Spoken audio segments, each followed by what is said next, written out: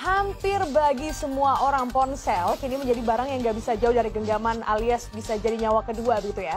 Bahkan gak sedikit dari kita yang meletakkan ponsel di dekat kepala ketika tidur. Hayo siapa nih? Dan Federasi Perlindungan Radiasi Jerman ternyata merilis data ponsel dengan tingkat radiasi yang tinggi hingga rendah yang bisa mempengaruhi pendengaran dan juga tubuh manusia. Nah sekarang mari kita lihat 8 daftar teratas yang masuk di pasar Asia. Ponsel dengan tingkat radiasi tinggi, kita lihat dari yang pertama.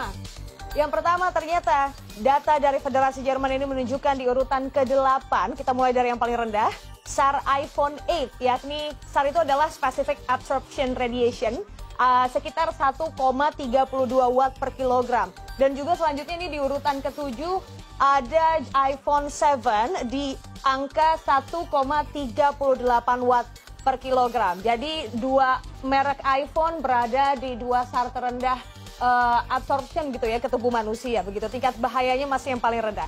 Selanjutnya secara berurutan ini kita bisa lihat dari peringkat ke-6 sampai ke-4 berjejer. Yang pertama ada Nokia 630, lalu yang kedua ada OnePlus 60, lalu yang ketiga ini ada Xiaomi Mi Max 3. Jadi ini merupakan ponsel dengan nilai SAR di atas 1,5 watt per kilogramnya. Selanjutnya kita lihat ini juga di urutan ketiga teratas nih secara berurutan.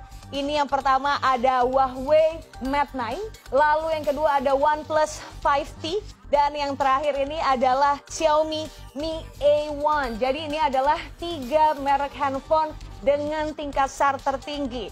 Nah, penyebabnya memang katanya ini kebanyakan yang punya SAR tinggi ini adalah kebanyakan adalah fitur slot SIM ganda. Jadi buat Anda yang punya handphone punya 2 kartu begitu, ponsel-ponsel ini memancarkan radiasi lebih besar dibandingkan dengan ponsel dengan SIM tunggal begitu.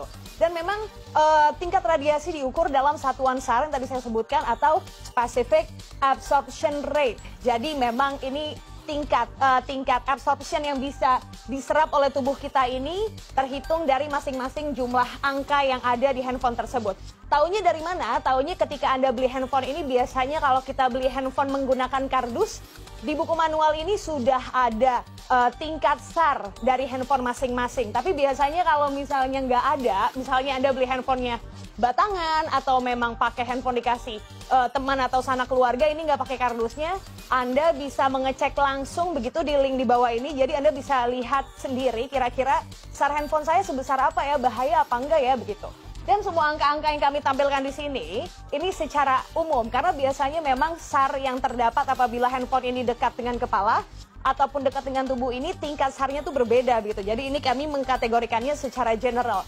Namun tenang saja, tadi 8 urutan handphone itu tidak ada yang di atas 2 watt per kilogram. Karena memang ketika angka handphone SAR handphone Anda berada di angka 2 ini masih dalam angka relatif aman. Kalau sudah ada di atasnya berarti ada di sekitar ambang bahaya begitu.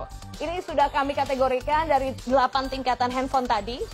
Semoga Anda bisa lebih berhati-hati begitu ya, dan tidak ada salahnya juga memilih ponsel dengan angka SAR yang rendah untuk juga meminimalisasi resiko radiasi pada tubuh.